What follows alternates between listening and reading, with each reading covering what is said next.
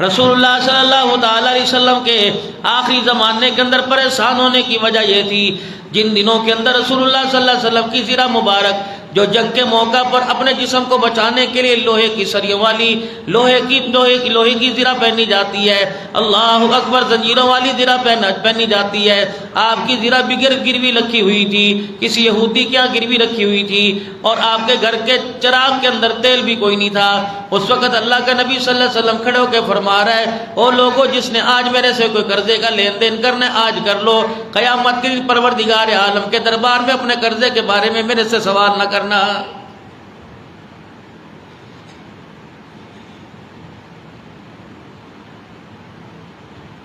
یا تو اتنا بڑا کلیجہ اور 4 فٹ کی زبان نکال کے کہہ دیتے ہیں ہاں اگلے جہان لے لی، ہاں اتھے لے لی میرے کول۔ یہاں تو دنیا کی زندگی میں لے دے کے کام چل جائے گا، بہن کھڑی ہو جائے گی، بھائی کھڑا ہو جائے گا، کبھی کبھی دشمن بھی کام آ جاتا ہے۔ رب اکبر کی قسم، قیامت کا دن اتنی ہولناکی کا دن ہے، وہاں سگی ماں بھی تیرے کام نہیں آئے گی۔ آج ہاتھ جوڑ کے کسی سے معافی مانگی جائے مانگ لو، اگر کسی کا دل دکھایا، کسی کا پیسہ کوئی کھا لیا، دھیلا کھا لیا، میرے محترم دوستو دروازے پہ جا کے معاف کروا لو، ورنہ رب اکبر کی قسم ہے 1 آٹھ آنے کے پیچھے، 1 روپے کے پیچھے انسان کو 500 مقبول نیکیاں دینی پڑ جائیں گی۔ کیا انداز تھا مہاجرین صحابہ کا جب مکے سے مدینہ طیبہ ہجرت کر کے آئے، کپڑا پاس کوئی نہیں، پیٹ میں روٹی کوئی نہیں، گھر کے اندر چولہا جلنے کے لیے لکڑی کوئی نہیں، کھانے کے لیے کچھ نہیں، اللہ اکبر۔ کچھ اس کے اندر ایسے بھی لوگ تھے جو صفہ کے چبوترے پہ بیٹھا کرتے تھے، اور ان کا نظریہ، ان کا صرف ایک ہی مشن ہوا کرتا تھا، اللہ کا قرآن میرے سینے میں محفوظ ہو جائے، آمنہ کے لال کا طریقہ میرے ذریعے سے سارے عالم کے اندر پھیل جائے۔ رب اکبر کی قسم ہے، وہ 70-72 کے قریب لوگ تھے، دنیا کو ان کے نام نہیں پتا، لیکن مالک کائنات نے قیامت کی صبح تک انہیں کامیاب کر دیا ہے۔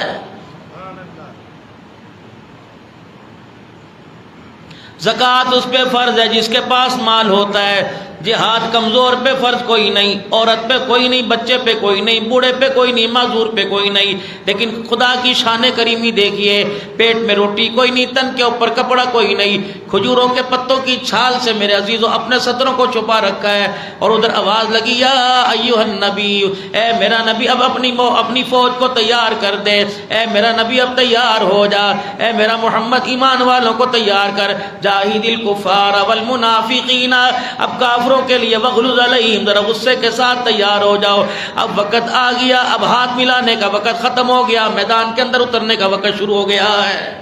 آئیے آج میرے محترم دوستوں بزرگوں، ہماری حکومت کہہ رہی ہے میانہ روی سے اعتدال کے ساتھ کام لینا چاہیے، اللہ اکبر۔ جب یہی بم کافروں اور اسرائیلیوں پر گرانے کا کہا گیا تو مسلمانوں اعتدال کے ساتھ کام لینا چاہیے۔ جب یہی بمباری مسلمانوں پہ ہو رہی تھی، مجاہدین پر مسلمانوں پہ ہو رہی تھی، ہمارے پٹھانوں پہ ہو رہی تھی، بلوچستانیوں پہ ہو رہی تھی، اس وقت تم نے اعتدال سے کام کیوں نہ لیا؟ رب اکبر کی قسم، ممبر پر بیٹھنے والوں کو، قرآن حدیث پڑھانے والوں کو اعتدال کون سمجھائے گا؟ ان کو پتہ ہے ہاتھ کب ملانا ہے اور تلوار لے کر میدان کے اندر کب آنا ہے۔ اپنی ذات کی باری آئے تو اللہ کے واسطے سارے حق معاف کر دو، جب اللہ اس کے رسول کی حق کی باری آئی تو جان دی جا سکتی ہے تو جان دے دینا، اللہ اس کے رسول کی بات پہ کمپرومائز کرنے کی اجازت کوئی نہیں۔ یہی وجہ تھی رسول اللہ صلی اللہ تعالی علیہ وسلم زرہ پہن کے خود میدان کے اندر آ گئے، آپ اپنی تلوار لے کے خود میدان کے اندر آ گئے۔ یہی وجہ تھی حضرت عبداللہ بن عمر بن جموع رضی اللہ تعالی عنہ کی گھر والی آپ کو تانا دینے لگ گئی۔ عبداللہ بن عمر بن جموع رضی اللہ تعالیٰ عنہ، احد کا میدان ہے، آپ لنجے ہیں، پاؤں سے آپ کے چلا نہیں جاتا، لاٹھی کا سہارا لے لے کے آپ چلتے ہیں۔ بعض جگہ آیا کہ آپ کے پیروں کے اندر اتنی کمزوری آ گئی تھی، زمین کے اوپر ہاتھ ٹیک ٹیک کر کپڑا نکال کے چلا کرتے تھے، اتنا لنجا پن آ گیا تھا، اللہ اکبر، اتنی کمزوری آ گئی تھی۔ جب گھر تشریف لائے، گھر والی نے دروازہ نہ کھولا، اللہ کی بندی دروازہ تو کھول دے، کہ نہیں کھولوں گی، ساری دنیا کے مر چلے گئے، ساری عورتوں کے مر چلے گئے، میرا واپس کیوں آ گیا؟ کل قیامت کے دن ہر ایک عورت اپنی جھولی میں اپنے گھر والے کی شہادت کا سر لے کے آئے گی، بتا میں خالی جھولی لے کے آمنہ کے لال کا سامنا کیسے کروں گی؟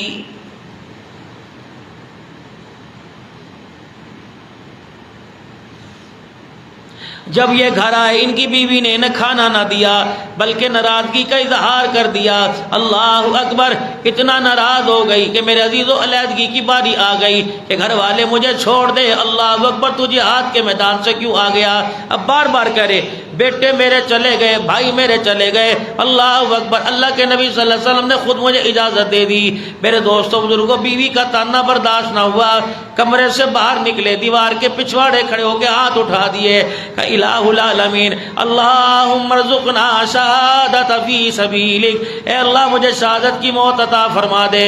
الہ العالمین مجھے موت اپنے رستے کی دے دے۔ یا اللہ جب میں شہید ہو جاؤں میری میت کو مدینے واپس نہ لٹانا، اللہ وہیں دفن کر دینا۔ بیوی کا تانا میرے سے برداشت نہیں ہوتا ہے۔ کوئی مصلحت نہیں تھی۔ جب میدان کے اندر اترے میرے عزیز و صحابہ اکرام نے دیکھا گلے کے اندر تلوار ڈال کے لا رہے ہیں اور ہاتھوں کے بل زمین کے اوپر جلتے آ رہے ہیں۔ میرے محترم دوستوں، میدان کے اندر اترے، لڑتے لڑتے شہید ہو گئے۔ امام الانبیاء صلی اللہ تعالی علیہ وسلم نے جب زخمیوں اور شہداء کے بارے میں پتہ کرایا تو عبداللہ بن عمر بن جموع رضی اللہ تعالی عنہ کی میت نظر آئی تو آپ نے فرمایا اس عبداللہ کو کون لے کے آ گیا؟ کہ یا رسول اللہ بیوی کے تانے نے گھر سے باہر نکال دیا تو دیکھا ان کے ارد گرد 8 کافر مرے پڑے تھے۔ دنیا والے کہنے لگے، کملی صحابہ کہنے لگے، یا رسول اللہ اس حالت کے اندر اپنی تلوار سے 8 کافروں کو جہنم بھیج کے چلا گیا ہے۔ یا تو کسی بزرگ سے کہہ دو نماز پڑھ لے، کسی کو کہہ دو اللہ کا حکم پورا کر لے، تو سو تمہیں بہانے بنا کے دکھائے گا۔ بوڑھوں کی بات تو دور کی بات، گھر کی عورتوں کو کچن نے فارغ نہ کیا اور مردوں کو دکانداری نہ فارغ نہ کیا، نتیجہ کیا نکلا؟ زندگی نے سب کو فارغ کر دیا ہے۔ آج نماز کے معاملے میں اللہ کے نبی کے طریقے کو اپناتے ہیں، زکوٰۃ دینے میں سنت کے مطابق زکوٰۃ دیتے ہیں، مسئلہ پوچھتے ہیں، روزے کے اندر بھی حضور صلی اللہ علیہ وسلم کے طریقے کو دیکھتے ہیں، اللہ کے حکم کو دیکھتے ہیں، صدقے خیرات کے اندر دیکھتے ہیں، ٹوپی پہننے داڑھی رکھنے کو دیکھتے ہیں۔ لیکن میرے عزیزو، شادی جیسا اتنا بڑا کام ہے، اس کے اندر اللہ کے نبی صلی اللہ علیہ وسلم کے ہر طریقے کو پامال کیا جا رہا ہے۔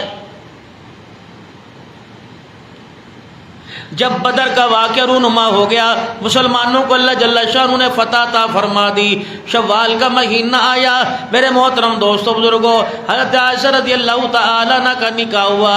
پھر اسی اسنا میں آپ نے غزوہ بنو قینقاع کیا۔ یہ یہودیوں کی بہت بڑی جماعت تھی، یہودی رسول اللہ صلی اللہ تعالی علیہ وسلم کی اندر سے مخالفت کیا کرتے۔ آپ صلی اللہ تعالی علیہ وسلم نے 200 صحابہ کے ساتھ بدر کی لڑائی کے بعد آپ نے ان کا محاصرہ کیا۔ یہ قلعے کے اندر جا کے چھپ گئے، عبداللہ بن ابی رئیس المنافقین کی سفارش پر ان کو چھوڑ دیا گیا۔ اللہ اکبر، ان کی سازشیں برقرار رہی۔ اسی مہینے میں میرے عزیزو 2 ہجری میں میرے عزیزو زکوٰۃ کا حکم آ گیا۔ اسی مہینے کے اندر میرے عزیزو رمضان المبارک کا حکم آ گیا۔ فرمایا روزے بندے اپنے لیے رکھو گے اور زکوٰۃ اپنے رشتہ داروں وآتی ذی القربی حقہ والمسکین وابن السبیل، رشتہ داروں کو، قریبیوں کو، اپنے پڑوسیوں کو جن جن پہ زکوٰۃ لگتی ہے ان کو زکوٰۃ دو گے۔ پھر سیدہ فاطمہ الزہرا رضی اللہ تعالی عنہا کی شادی کا اسی مہینے میں وقت آ گیا ہے، غزوہ بدر کے بعد اور سے پہلے۔ حضرت سیدہ خدیجہ الکبریٰ رضی اللہ تعالی عنہ کی وفات کے بعد حضرت سودا بنت زمعہ رضی اللہ تعالی عنہ مدنی کریم صلی اللہ تعالی علیہ وسلم کے نکاح میں تھی۔ یہ بوڑھی خاتون تھی، عمر رسیدہ تھی، آپ صلی اللہ علیہ وسلم کو اپنا سہارا چاہیے تھا، کام کاج کے اندر مدد کرنے والی، ہاتھ بٹانے والی چاہیے تھی۔ جناب سیدنا صدیق اکبر رسول اللہ صلی اللہ علیہ وسلم کی خدمت میں حاضر ہوئے اور عرض کی، یا رسول اللہ صلی اللہ تعالی علیہ وسلم، میری بیٹی آپ کی خدمت کے لیے موجود ہے، اگر آپ حکم فرمائیں تو بیٹی حاضر ہے۔ آپ صلی اللہ علیہ وسلم نے سیدہ عائشہ سے نکاح کیا۔ بعض روایت کے اندر لکھا ہے کہ حضرت عائشہ رضی اللہ تعالی عنہ فاطمہ الزہرا سے عمر میں چھوٹی تھی۔ باپ بھی رشتہ لے کے آیا، بھائی کے بیٹے جوان ہو پیو کہتا میں تھی حوالہ میں کسرا کہتا، صدیق اکبر خود ہے۔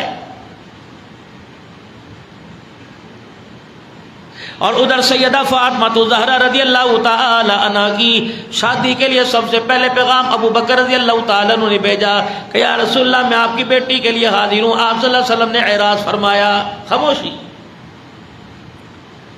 پھر حضرت عمر رضی اللہ تعالیٰ عنہ نے رسول اللہ صلی اللہ علیہ وسلم کو شادی کے لیے پیغام بھیجا. آپ نے اعراض فرمایا کیا ان کے اندر خوبصورتی میں، کیا ان کے جمال میں، ان کی طاقت میں، ان کے خاندان میں کیا کمی تھی؟ آپ نے اعراض فرمایا. پھر تیسرا پیغام رسول اللہ صلی اللہ علیہ وسلم کی بیٹی کے لیے جناب ابو طلحہ انصاری رضی اللہ تعالیٰ عنہ کا کیا گیا. آپ صلی اللہ علیہ وسلم نے یہ جواب سن، یہ بات سن کر، شادی کا سوال سن کے اعراض فرمایا.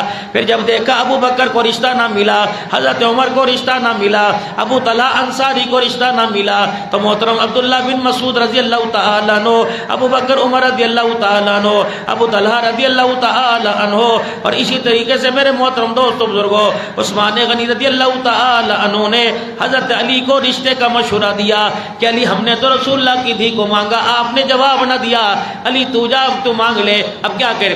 میرے پاس وسائل کوئی نہیں، میری پاس ضرورت کے لیے بھی سامان کوئی نہیں، میں کہا اور نبی کی بیٹی کا. تو صحابہ کرام رضوان اللہ تعالی علیہ مجمعین نے تیار کیا کہ رسول اللہ صلی اللہ علیہ وسلم کی خدمت میں چلے گئے اور جا کے بڑے شرمیلے انداز کے اندر کھڑے ہو گئے. آپ صلی اللہ تعالی علیہ وسلم نے پوچھا اے علی کس لیے آئے ہو؟ تو انہوں نے اپنی میرے عزیز و خواہش کا اظہار کیا. آپ نے صرف اتنا کہا مرحبا و اہلا، اتنا فرمایا. حضرت علی رضی اللہ تعالی عنہ عمر میں چھوٹے تھے، ان کی سمجھ میں بات نہ آئی، یہ خاموشی سے واپس آ گئے. صحابہ اکرام رضوان اللہ تعالی علیہ مجمعین گھر کے دروازے کے باہر کھڑے تھے، کچھ مسجد نبوی شریف کے اندر بیٹھے تھے. بتاؤ علی کیا جواب لے کے آتا ہے؟ ابو طلحہ رضی اللہ تعالیٰ عنہ آگے بڑھے. علی حضور صلی اللہ علیہ وسلم نے کیا کہا کہ میری سمجھ میں نہیں آیا. اللہ کے نبی نے کیا کیا؟ بس خاموشی اختیار کی. پھر پوچھا بتا اللہ کے نبی صلی اللہ علیہ وسلم نے کیا کہا؟ ابو کہنے لگے اب بتاؤ تو صحیح، کچھ ہاں نہ تو کی ہوگی. وہ کہنے لگا ہاں حضور نے فرمایا مرحبا و اہلا. بس اتنا کہا تھا ابو بکر بھی اٹھ گئے، حضرت عمر رضی اللہ تعالیٰ عنہ اٹھ گئے اور حضرت علی رضی اللہ تعالیٰ عنہ کو گلے سے لگایا کہ علی تجھے پتہ ہے اللہ کے نبی کی زبان سے جھوٹ نہیں نکل سکتا، کملی والا جو کہتے ہیں وہ سچی سچ ہوتا ہے. اے علی تجھے مبارک ہو، فاطمہ کے رشتے کے لیے آمنہ کے لال نے ہاں کا اقرار فرما دیا ہے. ہاں کر دی حضور نے. یہ بدر کے بعد، اب یہ عہد نہیں ہوا. ایک دن جناب علی رضی اللہ تعالی عنہ کو مدنی کریم صلی اللہ علیہ وسلم نے بلایا. فرمایا علی میرے اختیار میں نہیں تھا میری بیٹی کا رشتہ، یہ تو اللہ رب العالمین نے، اللہ اکبر، اللہ کی طرف سے ہاں ہوئی تو میں نے بھی ہاں کر دی. اب علی رضی اللہ عنہ خاموش. میں کیا جواب دوں؟ بدر کے مال غنیمت میں سے حضرت علی رضی اللہ تعالیٰ عنہ کو ایک اونٹنی ملی تھی اور ایک اونٹنی رسول اللہ صلی اللہ علیہ وسلم نے اہل بیت اطہار کے حصے میں سے حضرت علی کو ہبہ کر دی تھی. 2 اونٹنیاں. آپ نے فرمایا علی تیرے پاس کیا ہے؟ کہنے لگے یا رسول اللہ میرے پاس ایک زیرہ ایک گھوڑا ہے اور 2 میرے پاس اونٹنی ہے. آپ نے فرمایا علی اللہ اکبر، جہاد مسلمان کا زیور ہے. علی میں تیرے سے تیری زیرہ نہیں بکواتا، تیرے سے تیرا گھوڑا نہیں، تیرے سے تیرا گھوڑا نہیں بکواتا. علی انہیں اپنے پاس رکھ، جا جو 2 اونٹنیاں ان سے کاروبار کر لے. حضرت علی رضی اللہ تعالیٰ عنہ نے مدینے کے ایک ساتھی کو اپنے ساتھ پارٹنر بنا لیا اور کیا کہا تو ان سواریوں کو لے کر مدینے کے جنگلات میں جایا کر، وہاں سے اصغر گھاس کاٹ کے لایا کر. تو گھاس لے کے آئے گا ان اونٹیوں پر، میں مدینے کے بازار کے اندر وہ گھاس بیچوں گا. پھر لوہا گرم کرنے والے جو بھٹی کے اندر اصغر، آج کے دور کی لکڑی، وہاں کی اصغر جو گھاس کاٹتے ہیں، ہم لوہا بیچنے والوں کو، بھٹیوں والوں کو وہ گھاس بیچیں گے. اس سے ہمارا گزارا ہو جائے گا اور میرے پاس کتنے پیسے ہو جائیں گے کہ حضور کی بیٹی سے میرا نکاح ہو جائے گا. حضرت حمزہ رضی اللہ تعالیٰ عنہ بڑے شکاری تھے اور بڑا شکار، بڑے تیر انداز تھے. یہ آپس کے اندر پارٹنرشپ ہو گئی اور آپس کے اندر معاملات طے ہو گئے. جب حضرت علی رضی اللہ تعالیٰ عنہ اپنی اونٹنیوں کو لینے آئے تو دیکھا اونٹنیوں کی کوہان کٹی ہوئی تھی، دونوں اونٹنیوں یعنی زندہ. اس وقت احکام شریعت میرے عزیزوں پورے نہیں آئے تھے، شراب کی حرمت کا وقت، شراب کی حرمت کا حکم نہیں آیا تھا. زندہ اونٹنی کی ان کا پیٹ چیرا، زندہ اونٹنی کی کوہان اتار دی۔ حضرت علی کی آنکھ میں آنسو، آپ روئے۔ آپ نے بائیں دائیں تلاش کیا تو دیکھا حضرت علی کے رشتہ دار بھٹی جلا کر میرے عزیزوں کوئلوں کے اوپر، لکڑی کے اوپر ان کبابوں کا اس گوشت کا قیمہ بنا کے کباب بنا رہے تھے۔ حضرت علی رضی اللہ تعالیٰ عنہ کہنے لگے میرے سارے ارمان ڈھیر ہو گئے، یہ تو میری اونٹنی ہی ختم ہو گئی۔ میں دوڑا رسول اللہ صلی اللہ علیہ وسلم کی خدمت میں گیا۔ بعض روایت میں آیا کہ میں نے جا کے کہا یا رسول اللہ تیرے چچے نے میری اونٹنیوں کی کوہان کو کاٹ کر قیمہ بنا کے کباب کھا رہا ہے، میرے پاس تو سارے ذرائع ختم ہو گئے، اب میں کیا کروں؟ آپ صلی اللہ علیہ وسلم نے مسکراہٹ کا اظہار فرمایا۔ آپ نے فرمایا علی کوئی بات نہیں، میرا چچا ہے، لیکن اس وقت کام نہیں آئے تھے۔ بعض جگہ آیا حضرت علی کے رشتہ دار آپ خوروں کے اندر شراب بھی بیٹھے پی رہے تھے۔ شراب کی حرمت، جب حرمت شراب کی آئی تھی تو مدینے کی گلیوں میں ایسے بہ رہی تھی جیسے میرے عزیزوں سیلاب کا پانی بہ رہا ہو۔ اللہ کے نبی نے کہہ دیا تو کہہ دیا، جب تک چھوڑتی تو چھوڑتی۔ احکام آہستہ آہستہ ہے، ایک دم نہیں تھوپے گے۔ آپ بچے کو ڈنڈا لے کے کہتے ہونے کر ہونے کر ہونے کر، وہ کہتا لے میرے تو کرا لے۔ ایک جو نقصان والی چیز ہوتی ہے پہلے اس کے خسارے بتاؤ بچے کو، اس کے نقصانات بتاؤ۔ آج کل کا ماحول ایسا، آج کل کی سوسائٹی ایسی، ہمارے بچے کا پاؤں پھسلنے میں دیر نہیں کرتا اور باپ مارنے میں دیر نہیں کرتا۔ نتیجہ کیا نکلتا ہے؟ بچہ گندم کی گولیاں کھا لیتا ہے، باپ جنازہ اٹھاتے ہوئے دنیا سے چلا جاتا ہے۔ تین چیزوں کا وزن بندہ برداشت نہیں کر سکتا، توجہ سے سننا، تین چیزوں کا وزن بندہ برداشت نہیں کر سکتا۔ کون سا وزن؟ فرمایا جوان بیٹے کے جنازے کا بوجھ باپ برداشت نہیں کر سکتا، اور دوسرا وزن میرے عزیز و جوان اولاد باپ کے بوجھ کا برداشت نہیں کر، باپ کے جنازے کو برداشت نہیں کر سکتی، اور تیسرا بوجھ یہ جوان بیٹوں کے درمیان باپ کی جیب خالی ہو، یہ بوجھ باپ برداشت نہیں کر سکتا ہے۔ آج اولاد کہتی ہے ہمارے بابا آپ نے ہمارے لیے کیا کیا؟ جس دن جنازہ اٹھتا ہے لوگوں سے ہم گلے مل مل کے کہتے ہیں جان دے میری کمر ہی توڑ کے چلا گیا ہے۔ اب جینے کا کیا فائدہ؟ کئی باپوں کو بیٹوں کی میتوں پہ یہ کہتے سنا کہ یا اللہ میری عمر بھی میرے بیٹے کو دے دے، اللہ اس کی جگہ مجھے اٹھا لے۔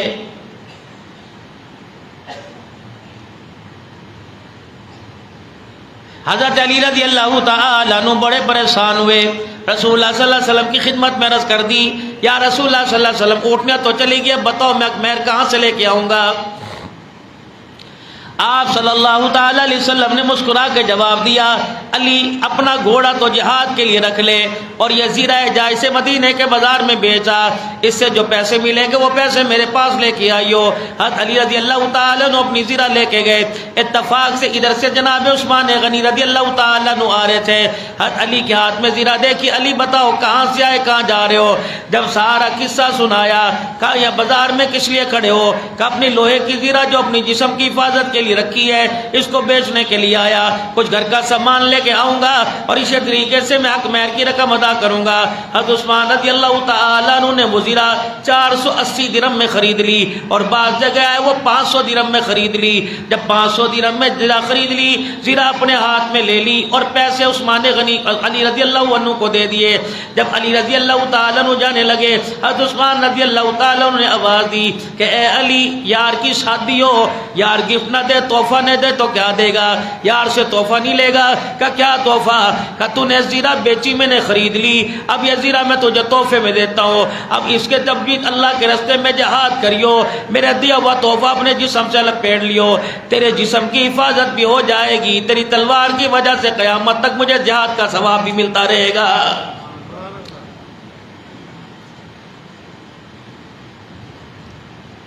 یہ تحفہ تھا۔ یہاں تو میرے عزیزو نیوندرا، اگر آپ ناراض نہ ہو تو میں نیوندرا بتاؤں نیوندرا کیا ہے؟ میری بیٹی کی شادی ہو، کوئی مجھے 5000 روپے دے کے چلا جائے اور پھر اس نیت سے مجھے اپنی بیٹی کی شادی میں بلائے، انہوں تے کارڈ لکھ دو 5000 میں دے کے آیا سی۔ اگر کوئی اس نیت سے مجھے بلا لے کہ 5000 میں نے دیا تھا یہ کیا دے کے جائے گا، اگر میں وہاں جا کے 6000 دے کے جاؤں گا اور بلانے والے کی یہ نیت تھی تو پھر دینا بھی سود ہو گیا، لینا بھی سود ہو گیا۔ اور حضور صلی اللہ علیہ وسلم نے سود کے 70 گناہ گنائے، آپ نے فرمایا سود لینے دینے کے 70 گناہ ہے، ان میں سب سے کم درجے کا گناہ اپنی ماں کے ساتھ زنا کرنا ہے۔ شادی بیاہ ہو بہنیں ہیں، بھائی ہیں، دوست ہیں، اگر وہ کوئی چیز تحفے میں دیں گی، نیت یہ نہ ہو میری بچوں کی شادی ہوگی تو پھر کیا دے گا، پھر بہن لڑ کے نہ چلی جائے، بھائی لڑ کے ویڑے سے نہ نکال دے، میں تیرے پتر دی شادی کھڑا ہو گیا تھی تو تے 5000 لے کے، یہ سود ہے۔ اس کے اندر لینے مطالبے کی نیت نہ ہو، گفٹ ہو، یہ دینا چاہیے۔ حضرت علی رضی اللہ تعالیٰ عنہ کو عثمان رضی اللہ تعالیٰ عنہ نے زیرہ دے دی اور یہ فرمایا سے پہل کے جہاد کریو، تلواریں تیری چلتی رہیں گی، کھاتا میرا کھلا رہے گا۔ اب یہ 500 یا 480 درہم دے کے رسول اللہ صلی اللہ علیہ وسلم کی خدمت میں آ گئے اور سارے کے سارے پیسے حضرت علی رضی اللہ عنہ نے حضور کی جھولی میں ڈال دیے۔ آپ نے فرمایا اے علی یہ تجھے کہاں سے ملے؟ جب سارا قصہ سنایا تو آمنہ کے لال کی آنکھوں میں عثمان غنی کا نام سن کے آنسو آ گئے۔ پھر آپ نے فرمایا اے علی یہ 131 تولہ چاندی 3 ماہ سے یہ بیٹی کا حق مہر، میری بیٹی کا حق مہر رکھ دے۔ 131 تولہ 3 ماہ سے چاندی یہ بیٹی کا حق مہر رکھ دے۔ اللہ اکبر۔ اس حساب سے میرے دوستوں بزرگوں آپ اس کی قیمت نکال لیں کہ آج کے دور میں فاطمی حق مہر فاطمی اور حضور صلی اللہ علیہ وسلم کی ساری بیویوں کا سوائے سیدہ ام حبیبہ کے اور ساری بیٹیوں کا یہی حق مہر ہوا ہے، 500 درہم حق میں۔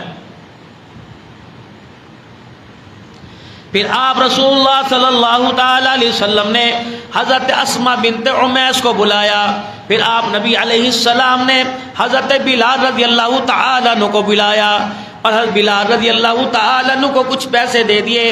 آپ نے فرمایا بلال یہ میری بیٹی کے جہیز کا سامان لے آ، اور حضرت اسماء بنت عمیس سے فرمایا یہ میری بیٹی کے لیے خوشبو لے آ۔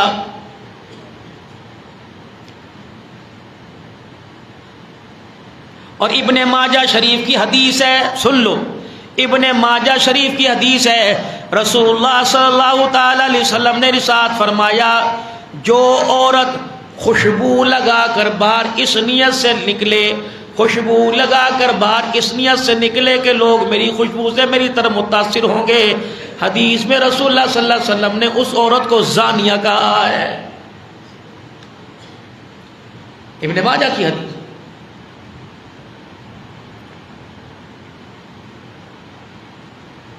اب عورتوں اور مردوں کی خوشبو میں کیا فرق ہے؟ مردوں کی خوشبو مہک کی ہوتی ہے، عورت کی خوشبو مہک کی نہیں ہوتی۔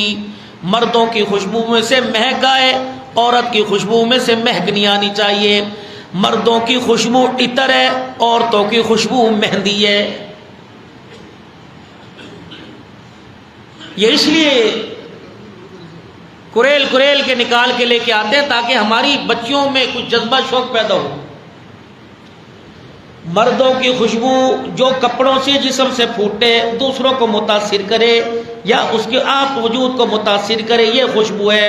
اور عورتوں کی خوشبو مہندی ہے، یعنی ہاتھ کا رنگ بدل جائے، اللہ اکبر، اس کی خوشبو سے متاثر نہ ہو۔ آپ نے اسماء بنت عمیس رضی اللہ تعالیٰ عنہ کو پیسے دیے کہ جا میری بیٹی فاطمہ کے لیے خوشبو لے آ۔ اب حضرت علی بلال رضی اللہ عنہ سامان کیا لائے؟ ایک پانی کا مشکیزہ، ایک چکی، ایک پیالہ، اور اسی طریقے سے 2 پانی کے مٹکے اور 2 گدے جن میں کھجور کے پتوں کی چھال بھری ہوئی تھی۔ یما کا جہیز تیار ہو۔ پھر رسول اللہ صلی اللہ تعالی علیہ وسلم نے حضرت علی رضی اللہ تعالی عنہ کو برات کا وقت مقرر کر دیا، علی تو نے برات لے کے آنی ہے۔ حضرت علی رضی اللہ تعالی عنہ کے ساتھ براتی آ گئے اور خود رسول اللہ صلی اللہ تعالی علیہ وسلم کی آپ صلی اللہ علیہ وسلم کی طرف سے صحابہ آ گئے۔ کون تھے؟ آپ صلی اللہ تعالی علیہ وسلم کی طرف سے جو اس وقت شادی کے عین موقع پر صحابہ تھے، ان میں حضرت ابو بکر رضی اللہ تعالی عنہ، حضرت عمر رضی اللہ عنہ، حضرت عثمان رضی اللہ تعالی عنہ، حضرت بلال رضی اللہ تعالی عنہ، حضرت ابو طلحہ رضی اللہ تعالی عنہ، یہ پیش صحابہ تھے جو نکاح کے وقت آگے بیٹھے ہوئے تھے۔ آپ نے حضرت علی رضی اللہ تعالیٰ عنہ کو بلایا اور بلا کر اپنے سامنے بٹھا لیا اور فرمایا اے علی، ابو بکر عمر کی گواہی میں اتنے روپے حق مہر پر میں نے تیرا نکاح فاطمہ سے کر دیا ہے، علی تجھے قبول ہے؟ حضرت علی رضی اللہ تعالیٰ عنہ نے کہا جی ہاں مجھے قبول ہے۔ اتنا کہنا تھا، حضرت علی رضی اللہ تعالیٰ عنہ وہی سجدے کے اندر پڑ گئے اور کہا الحمدللہ۔ حضور کی نبوت والی نگاہ اٹھی، آپ نے فرمایا علی تو نے سجدہ کیوں کیا؟ کہ اللہ کا شکر ادا کیا جس نے محمد کی چوکھٹ کا مجھے داماد بنا دیا ہے۔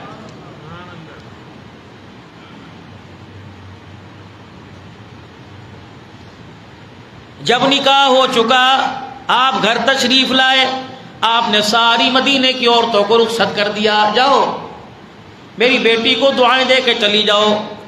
حضرت اسماء بنت امیس حضور کا مکھڑا دیکھنے لگ گئی۔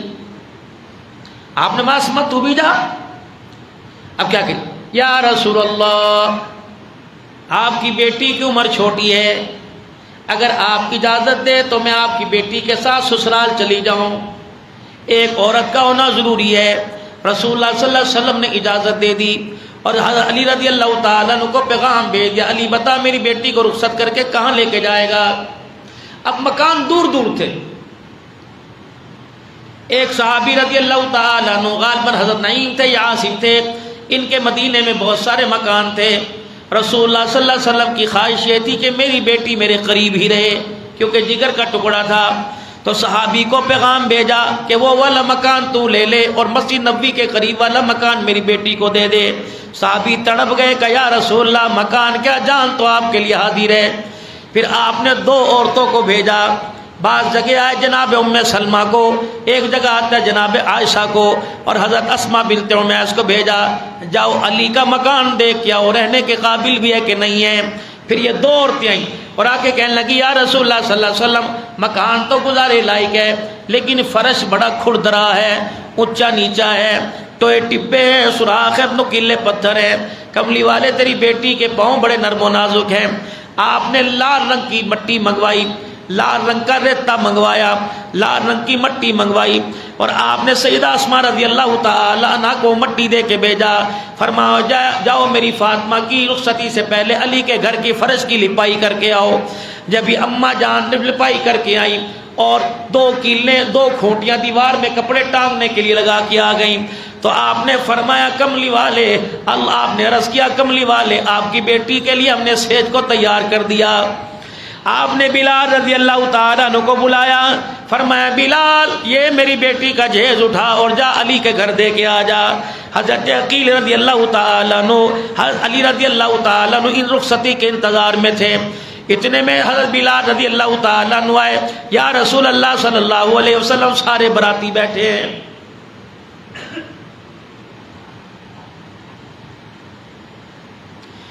نکاح کے اندر 6 چیزیں فرض ہیں، نکاح میں 6 چیزیں ہیں، 2 فرض ہیں، 1 واجب ہے، 3 سنتیں ہیں۔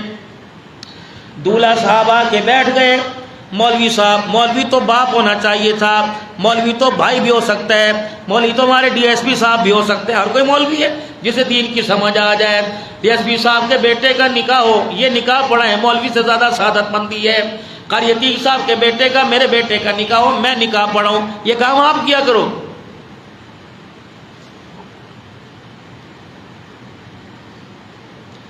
برات آ کے بیٹھی ہوئی ہے، 2 فرض ہیں، ہاں بھی لڑکے دولہا میاں فلانی کی لڑکی سے میں نے آپ کا نکاح کر دیا، آپ کو قبول ہے؟